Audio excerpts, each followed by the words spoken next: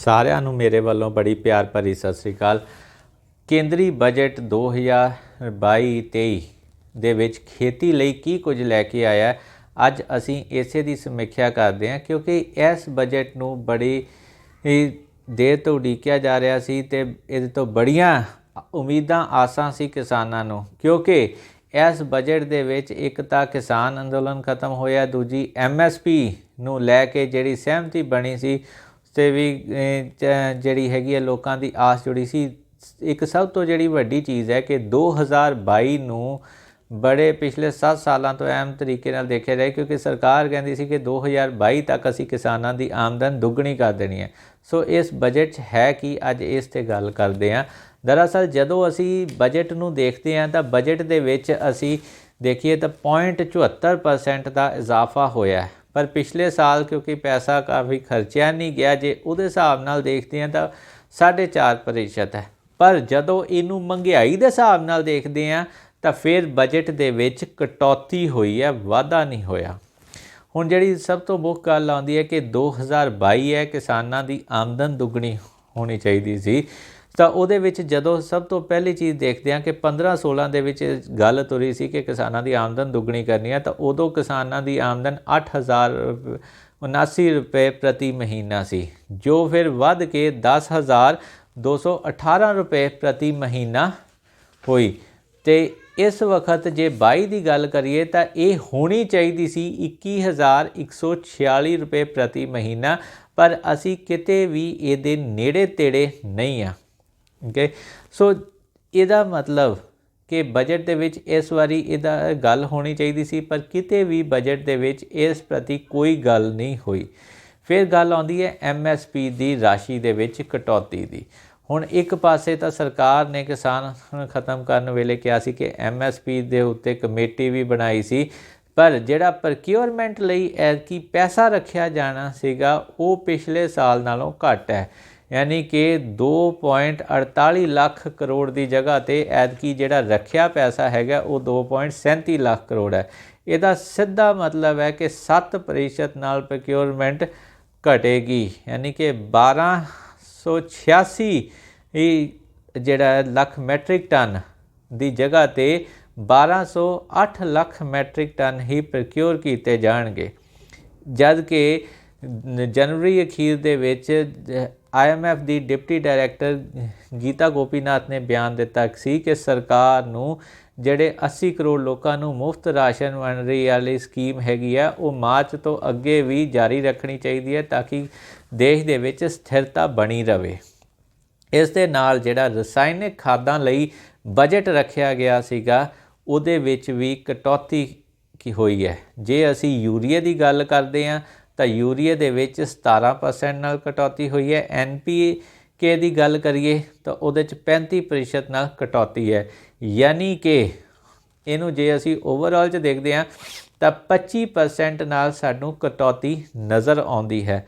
ਪਰ ਸਰਕਾਰ ਇਹ ਕਹਿੰਦੀ ਹੈ ਕਿ ਅਸੀਂ ਇਹਦੇ 'ਚ ਕੋਈ ਕਟੌਤੀ ਨਹੀਂ ਕੀਤੀ, ਇਹਦੇ 'ਚ ਕੋਈ ਨਹੀਂ ਹੈ। ਹੁਣ ਗੱਲ ਇਹ ਹੈ ਕਿ ਜਦੋਂ ਤੁਸੀਂ ਬਜਟ ਘੱਟ ਰੱਖਿਆ, ਜਿੱਦਾਂ ਪਿਛਲੇ ਸਾਲ ਜਿਹੜਾ ਪਹਿਲਾਂ ਵੀ ਇਹਨਾਂ ਨੇ 21-22 ਦੇ ਵਿੱਚ ਬਜਟ ਘਟਾਇਆ ਸੀ 1,27,924.74 ਕਰੋੜ ਤੋਂ ਘਟਾ ਕੇ 79,529.68 ਕਰੋੜ ਕੀਤਾ ਸੀਗਾ, ਪਰ ਫਿਰ ਕਿਸਾਨ ਅੰਦੋਲਨ ਚੱਲ ਰਿਹਾ ਸੀ, ਰੌਲਾ ਪਿਆ ਅਤੇ ਇਹ ਦੁਬਾਰਾ ਵਧਾ ਕੇ 1,40,122.32 ਕਰੋੜ ਕੀਤਾ ਗਿਆ, ਜਿਸ ਨੂੰ ਇਸ ਸਾਲ 22-23 ਦੇ ਵਿੱਚ ਦੁਬਾਰਾ ਘਟਾ ਕੇ 1,05,222.32 ਕਰੋੜ ਕੀਤਾ ਗਿਆ। ਹੁਣ ਇਹਦੇ 'ਚ ਇੱਕ ਚੀਜ਼ ਜਿਹੜੀ ਇਹ ਸਰਕਾਰ ਨਾਲੋਂ ਫਰਕ ਨਜ਼ਰ ਆਉਂਦੀ ਹੈ ਕਿ ਜਦੋਂ ਕੀਮਤਾਂ ਤਾਂ ਇਹਨਾਂ ਚੀਜ਼ਾਂ ਦੀਆਂ ਵੱਧ ਰਹੀਆਂ, ਕੀਮਤ ਘਟੀ ਨਹੀਂ ਹੈ ਉੱਤੇ ਜਾਂ ਵੱਧ ਰਹੀ ਹੈ, ਅਤੇ ਬਜਟ ਘਟਾ ਦਿੱਤਾ ਗਿਆ ਤਾਂ ਇਹਦਾ ਮਤਲਬ ਉਹ ਚੀਜ਼ ਮਹਿੰਗੀ ਮਿਲੇਗੀ। ਹਾਂ, ਅੱਗੇ ਚੱਲ ਕੇ ਹੋ ਸਕਦਾ ਹੈ ਕਿ ਸਰਕਾਰ ਇਹਨੂੰ ਦੁਬਾਰਾ ਪਿਛਲੇ ਸਾਲ ਨੂੰ ਬਜਟ ਵਧਾ ਦੇ, ਫਿਰ ਗੱਲ ਵੱਖਰੀ ਹੈ। ਸੋ ਅੱਜ ਜਿਹੜੀ ਸਿਚੁਏਸ਼ਨ ਹੈ ਉਹਦੇ 'ਚ ਇਹੀ ਨਜ਼ਰ ਆਉਂਦਾ ਹੈ ਜੀ। ਦੂਸਰੀ ਗੱਲ ਜਿਹੜੀ ਹੈ ਅੱਗੇ ਆਉਂਦੀ ਹੈ ਕਿ ਸਰਕਾਰ ਨੇ ਖੇਤੀ ਨੂੰ ਤਕਨੀਕੀ ਵਿਕਾਸ ਦੇਣ ਦੀ ਗੱਲ ਕੀਤੀ ਹੈ, ਜਿਹਦੇ 60 ਕਰੋੜ ਰੁਪਏ ਰੱਖੇ ਗਏ ਹੈ ਕਿਸਾਨ ਡਰੋਨ ਦੇ ਨਾਮ 'ਤੇ, ਜਿਹਦੇ ਨਾਲ ਸਰਕਾਰ ਦਾ ਤਰਕ ਹੈ ਕਿ ਅਸੈਸਮੈਂਟ ਕੀਤੀ ਜਾਊਗੀ, ਜ਼ਮੀਨਾਂ ਦੀ ਮੈਜਰਮੈਂਟ ਕੀਤੀ ਜਾਊਗੀ ਅਤੇ ਕੀਟਨਾਸ਼ਕ ਦਵਾਈਆਂ ਵੀ ਉਹਨਾਂ ਦੇ ਥਰੂ ਛਿੜਕੀਆਂ ਜਾਣਗੀਆਂ। ਹੁਣ ਸਭ ਤੋਂ ਪਹਿਲੀ ਗੱਲ, ਕੀਟਨਾਸ਼ਕ ਦਵਾਈਆਂ ਇਹ ਕੋਲ ਜਿਹੜਾ ਰਕਬਾ ਹੈ ਕੀੜਾ ਜਾਂ ਬਿਮਾਰੀ ਹਰ ਇਹਦੇ ਵਿੱਚ ਇੱਕੋ ਟਾਈਮ 'ਤੇ ਇੱਕੋ ਜਗ੍ਹਾ 'ਤੇ ਨਹੀਂ ਹੁੰਦੀ, ਉਹਦਾ ਸਮਾਂ ਅਲੱਗ ਹੁੰਦਾ। ਫਿਰ ਉਹ ਥ੍ਰੈਸ਼ਹੋਲਡ ਨਾਲ ਕਿਹੜੀ ਦਵਾਈ ਕਿੰਨੀ ਪਾਉਣੀ ਹੈ ਉਹਦੇ ਨਾਲ ਵੇਰੀ ਕਰਦਾ ਹੈਗਾ।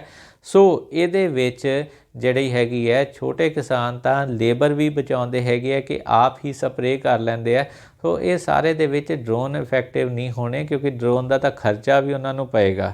ਜੀ ਗੱਲ ਰਹੀ ਗੱਲ ਕਿ ਜਿਹੜੀ ਜ਼ਮੀਨ ਮਾਲ ਮਹਿਕਮੇ ਦੇ ਰਿਕਾਰਡ 'ਚ ਹੈ, ਕਿਸਾਨਾਂ ਦੇ ਕਬਜ਼ੇ 'ਚ ਹੈ, ਜੇ ਉਹਦੇ 'ਚ ਕੋਈ ਰੌਲਾ ਪੈਂਦਾ ਤਾਂ ਉਹ ਮਾਲ ਮਹਿਕਮੇ ਦੀ ਮਿਲੀ ਭੁਗਤ ਨਾਲ ਪੈਂਦਾ। ਉਹਦੇ 'ਚ ਡਰੋਨ ਦੀ ਮੇਜਰਮੈਂਟ ਨਾਲ ਤਾਂ ਕੋਈ ਹੱਲ ਨਹੀਂ ਨਿਕਲਣ ਲੱਗਿਆ, ਉਹ ਤਾਂ ਅਖੀਰ ਮਾਲ ਮਹਿਕਮੇ ਨੇ ਹੀ ਕੱਢਣਾ ਹੱਲ ਵੀ ਜੇ ਉਹਦਾ ਹੈਗਾ। ਸੋ ਇਹਦੇ 'ਚ ਅਸਲ ਫਾਇਦਾ ਜਿਹੜਾ ਕਾਰਪੋਰੇਟ ਨੂੰ ਹੋਊਗਾ ਕਿ ਉਹਨਾਂ ਨੇ ਪਹਿਲਾਂ ਅਸੈਸਮੈਂਟ ਕਰ ਲੈਣੀ ਹੈ ਕਿ ਕਿੰਨੀ ਫਸਲ ਹੈਗੀ ਹੈ, ਕਿਸ ਤਰ੍ਹਾਂ ਦੀ ਫਸਲ ਹੈ। ਜੇ ਫਸਲ ਜ਼ਿਆਦਾ ਤਾਂ ਉਹਨਾਂ ਨੇ ਪਹਿਲਾਂ ਹੀ ਭਾਅ ਘਟਾ ਦੇਣੇ ਹੈ। ਇੱਥੇ ਸਾਨੂੰ ਲੋੜ ਸੀਗੀ ਮਾਰਕੀਟਿੰਗ ਦੀ, ਕਿਉਂਕਿ ਸਾਡੇ ਲਈ ਮੁੱਖ ਸਮੱਸਿਆ ਮਾਰਕੀਟਿੰਗ ਹੈ ਅਤੇ ਸਾਡੇ ਸੂਬਿਆਂ ਦੇ ਵਿੱਚ ਸਾਨੂੰ ਮਾਰਕੀਟ ਇੰਟੈਲੀਜੈਂਸ ਸੈੱਲ ਚਾਹੀਦੇ ਹੈ। ਸੋ ਜਿਹਦੇ ਲਈ ਬਜਟ ਦੇ ਵਿੱਚ ਕੋਈ ਵੀ ਗੱਲ ਹੀ ਨਹੀਂ ਕੀਤੀ ਗਈ, ਨਾ ਹੀ ਕੋਈ ਪੈਸਾ ਰਾਖਵਾਂ ਰੱਖਿਆ ਗਿਆ। ਹੁਣ ਗੱਲ ਆਉਂਦੀ ਹੈ ਖੇਤੀ ਖੋਜ ਦੇ ਬਜਟ ਦੀ। ਖੇਤੀ ਖੋਜ ਲਈ ਜਿਹੜਾ ਹੈ 8513.62 ਕਰੋੜ ਰੱਖਿਆ ਗਿਆ ਕੁੱਲ ਬਜਟ, ਜਿਹਦੇ ਵਿੱਚੋਂ 5877.6 ਕਰੋੜ ICR ਨੂੰ ਦਿੱਤਾ ਗਿਆ। ਉਸ ਦੇ ਵਿੱਚੋਂ ਜੇ ਅਸੀਂ ਦੇਖਦੇ ਹਾਂ ਪਿਛਲੇ ਸਾਲ ਨਾਲੋਂ 315.58 ਕਰੋੜ ਜ਼ਿਆਦਾ ਹੈਗਾ, ਯਾਨੀ ਕਿ ਜੇ ਅਸੀਂ ਗੱਲ ਕਰੀਏ ਤਾਂ ICR ਨੂੰ ਪੈਸਾ ਵੱਧ ਦਿੱਤਾ ਗਿਆ। ਪਰ ਇਹਦੇ 'ਚੋਂ ਜੇ ਜ਼ਿਆਦਾਤਰ ਪੈਸਾ ਜਿਹੜਾ ਨਿਕਲਣਾ ਉਹ ਤਨਖਾਹਾਂ ਦਾ, ਪੈਨਸ਼ਨਾਂ ਦਾ ਅਤੇ ਹੋਰ ਐਡਮਿਨਿਸਟ੍ਰੇਟਿਵ ਖਰਚੇ ਨਿਕਲ ਜਾਣੇ ਹੈ। ਯਾਨੀ ਕਿ ਕ੍ਰੌਪ ਸਾਇੰਸ ਲਈ ਕਿ ਨਵੀਂ ਖੋਜ ਲਈ ਜਿਹੜੀ ਕ੍ਰੌਪ ਦੀ ਕੋਈ ਵੀ ਖੋਜ ਕਰਨੀ ਹੈ ਉਹਦੇ ਲਈ ਜੇ ਅਸੀਂ ਪੈਸਾ ਦੇਖਦੇ ਹਾਂ ਤਾਂ ਉਹ 719.28 ਕਰੋੜ ਹੀ ਹੈ, ਅਤੇ ਜਿਹੜਾ ਪਿਛਲੇ ਸਾਲ ਨਾਲੋਂ ਘੱਟ ਹੈ। ਪਿਛਲੇ ਸਾਲ 840 ਕਰੋੜ ਸੀਗਾ, ਯਾਨੀ ਕਿ 14.35% ਦੀ ਉਹਦੇ ਵਿੱਚ ਕਟੌਤੀ ਹੈ। ਹੁਣ ਇੱਥੇ ਤਾਂ ਸਰਕਾਰ ਦਾ ਲੱਗਦਾ ਕਿ ਸਰਕਾਰ ਆਪ ਹੀ ਕਨਫਿਊਜ਼ ਹੈ। ਇੱਕ ਪਾਸੇ ਜੈਵਿਕ ਖੇਤੀ ਵੱਲ ਨੂੰ ਕਹਿ ਰਹੇ ਹੈ, ਦੂਜੇ ਪਾਸੇ ਇਹ ਜਿਹੜਾ ਖੋਜ ਕਰਕੇ ਨਵੇਂ ਬੀਜ ਲਿਆਉਣੇ ਤਾਂ ਕਿ ਉਹਨਾਂ ਦਾ ਝਾੜ ਵਧੇ। ਜਿਹੜੀ ਚੀਜ਼ ਨੂੰ ਅਸੀਂ ਰਸਾਇਣਿਕ ਖਾਦਾਂ ਜਾਂ ਕੀਟਨਾਸ਼ਕ ਤੋਂ ਬਿਨਾਂ ਬਣਾਉਣਾ ਉਹਦਾ ਜਿਹੜਾ ਝਾੜ ਵਧੇ। ਨਹੀਂ ਤਾਂ ਹੋਣਾ ਕੀ ਹੈ ਕਿ ਜੇ ਝਾੜ ਘਟ ਗਿਆ ਤਾਂ ਅਸੀਂ ਦੁਬਾਰਾ ਉਹ ਗ੍ਰੀਨ ਰੈਵੋਲਿਊਸ਼ਨ ਤੋਂ ਪਹਿਲੇ ਵਾਲੇ ਹਾਲਾਤ 'ਚ ਨਾ ਬਣ ਜਾਵਾਂਗੇ ਜੋ ਸ਼੍ਰੀਲੰਕਾ ਨਾਲ ਹੋਇਆ। ਕਿਉਂਕਿ ਜੇ ਅਸੀਂ ਵਰਲਡ ਟ੍ਰੇਡ ਆਰਗੇਨਾਈਜੇਸ਼ਨ ਦੀ ਰਿਪੋਰਟ ਦੇਖਦੇ ਹਾਂ ਤਾਂ ਉਹਨਾਂ ਦੀ ਰਿਪੋਰਟ ਦੇ ਹਿਸਾਬ ਨਾਲ 2030 ਤੱਕ ਜਿਹੜਾ ਹੈ ਕਾਫੀ ਵੱਡੀ ਫੂਡ ਸ਼ਾਰਟੇਜ ਆ ਰਹੀ ਹੈਗੀ ਹੈ, ਅਤੇ ਇਸ ਚੀਜ਼ ਨਾਲ ਅੱਜ ਵੀ ਕਾਫੀ ਲੋਕ ਜਿਹੜੇ ਦੇਸ਼ ਜੂਝ ਰਹੇ ਹੈਗੇ ਹੈ। ਸੋ ਉੱਥੇ ਸਾਨੂੰ ਇਹ ਚੀਜ਼ ਸਮਝਣ ਦੀ ਲੋੜ ਹੈ।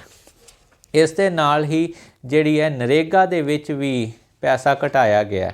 ਹੁਣ ਨਰੇਗਾ ਇੱਕ ਸਾਡੇ ਦੇਸ਼ ਲਈ ਵਰਦਾਨ ਸੀ, ਖਾਸ ਕਰਕੇ ਜਿਹੜੀ ਹੈਗੀ ਹੈ ਜੇ ਅਸੀਂ ਨਰੇਗਾ ਨੂੰ ਦੇਖਦੇ ਹਾਂ ਤਾਂ ਨਰੇਗਾ ਪੇਂਡੂ ਖੇਤਰ ਦੀ ਬੇਰੁਜ਼ਗਾਰੀ ਰੋਕਣ 'ਚ ਇੱਕ ਵੱਡਾ ਯੋਗਦਾਨ ਪਾਉਂਦੀ ਹੈ। ਅਤੇ ਜਦ ਕਿ ਸਾਡਾ ਇਹ ਦੇਸ਼ ਇਸ ਵਕਤ ਵੀ ਬੇਰੁਜ਼ਗਾਰੀ ਨਾਲ ਜੁੜ ਰਿਹਾ, ਅਤੇ ਜਿਹੜਾ ਉਹਦੇ ਵਿੱਚ ਕਟੌਤੀ ਸਿੱਧਾ ਬੇਰੁਜ਼ਗਾਰੀ ਵਧਾਉਣ ਵਾਲੇ ਪਾਸੇ ਜਿਹੜਾ ਸੱਦਾ ਜਾ ਰਿਹਾ। ਸੋ ਇੱਥੇ ਵੀ ਬਜਟ ਦੇ ਵਿੱਚ ਕਟੌਤੀ ਬਹੁਤੀ ਵਧੀਆ ਨਹੀਂ ਦੇਖੀ ਜਾ ਰਹੀ। ਹਾਂ, ਜਿਹੜੀ ਪਰਾਲੀ ਨੂੰ ਲੈ ਕੇ ਸਰਕਾਰ ਦੀ ਸੰਜੀਦਗੀ ਨਜ਼ਰ ਆਉਂਦੀ ਹੈ, ਕਿਉਂਕਿ ਸਰਕਾਰ ਨੇ ਕਿਹਾ ਕਿ 5 ਤੋਂ 7% ਕੋਲ ਦਾ ਬਦਲ ਜਿਹੜਾ ਥਰਮਲ ਪਲਾਂਟਾਂ ਦੇ ਵਿੱਚ ਪਰਾਲੀ ਨਾਲ ਕਰਨਾ ਸਾਲ ਤੋਂ ਲਾਜ਼ਮੀ ਹੋਵੇਗਾ। ਇਹਨੂੰ ਕਿੰਨੀ ਛੇਤੀ ਅਤੇ ਕਿੰਨੀ ਚੰਗੀ ਤਰ੍ਹਾਂ ਸਰਕਾਰ ਲਾਗੂ ਕਰਾਉਂਦੀ ਹੈ ਇਹਦੇ 'ਤੇ ਨਿਰਭਰ ਕਰੇਗਾ ਅਤੇ ਚੰਗੀ ਹੈ। ਜੇ PM ਆਸ਼ਾ ਸਕੀਮ ਦੀ ਗੱਲ ਕਰੀਏ ਤਾਂ ਉਹਦੇ ਵਿੱਚ ਵੀ ਪਿਛਲੇ ਸਾਲ 400 ਕਰੋੜ ਰੱਖਿਆ ਗਿਆ ਸੀ, ਇਸ ਸਾਲ 1 ਕਰੋੜ ਹੀ ਰੱਖਿਆ ਗਿਆ, ਯਾਨੀ ਕਿ ਸਕੀਮ ਬੰਦ ਹੁੰਦੀ ਹੀ ਨਜ਼ਰ ਆਉਂਦੀ ਹੈ। ਜਿਹੜਾ ਇਨਫਰਾਸਟਰਕਚਰ ਦੇ ਨਾਮ 'ਤੇ ਕਿ ਖੇਤੀ ਦਾ ਬੁਨਿਆਦੀ ਢਾਂਚਾ ਜਿਹੜਾ ਸੁਧਾਰਨ ਦੀ ਗੱਲ ਸੀ, ਜੋ ਕਿ ਖੇਤੀ ਕਾਨੂੰਨਾਂ ਦੇ ਨਾਲ ਲਿਆਂਦਾ ਸੀਗਾ, ਉਹਦੇ ਵਿੱਚ ਪਿਛਲੇ ਸਾਲ 900 ਕਰੋੜ ਰੱਖਿਆ ਗਿਆ ਸੀ, ਪਰ ਕਿਸਾਨ ਅੰਦੋਲਨ ਦੇ ਚੱਲਦੇ ਸਿਰਫ 200 ਕਰੋੜ ਹੀ ਖਰਚਿਆ ਗਿਆ। ਇਸ ਸਾਲ 500 ਕਰੋੜ ਰੱਖਿਆ ਗਿਆ, ਯਾਨੀ ਕਿ ਸਰਕਾਰ ਅੱਜ ਵੀ ਕਿਤੇ ਉਸ ਬਦਲਾਵ ਦੇ ਵਿੱਚ ਚੱਲ ਰਹੀ ਹੈ। ਸੋ ਕੁੱਲ ਮਿਲਾ ਕੇ ਜੇ ਇਹ ਬਜਟ ਨੂੰ ਦੇਖਦੇ ਹਾਂ ਤਾਂ ਜਿਹੜਾ 21-22 ਦੇ ਬਜਟ ਨਾਲੋਂ 2021-22 ਦੇ ਬਜਟ ਨਾਲੋਂ ਇਹ ਜਿਹੜਾ ਬਜਟ ਇਸ ਸਾਲ 22-23 ਵਾਲਾ ਕੋਈ ਬਹੁਤਾ ਵਧੀਆ ਬਜਟ ਨਹੀਂ ਹੈ। ਹਾਂ, ਇੱਕ ਸਿਰਫ ਪਰਾਲੀ ਨੂੰ ਜਿਹੜਾ ਲੈ ਕੇ ਅਸੀਂ ਕਹਿ ਸਕਦੇ ਹਾਂ ਕਿ ਸਰਕਾਰ ਜਿਹੜੀ ਹੈ ਉਹਦੀ 'ਚ ਸੰਜੀਦਾ, ਪਰ ਉਹਦੇ ਵਿੱਚ ਵੀ ਜਿਹੜੀ ਇੱਕ ਚੀਜ਼ ਰਹਿੰਦੀ ਹੈਗੀ ਹੈ ਕਿ ਜਿਹੜੀ 700 ਕਰੋੜ ਪਿਛਲੀ ਵਾਰੀ ਪਰਾਲੀ ਇਕੱਠੀ ਕਰਨ ਵਾਲੀ ਮਸ਼ੀਨਰੀ ਲਈ ਰੱਖਿਆ ਗਿਆ ਸੀ, ਐਤਕੀ ਉਹਦੇ ਲਈ ਕੋਈ ਪੈਸਾ ਨਹੀਂ ਰੱਖਿਆ ਗਿਆ। ਧੰਨਵਾਦ।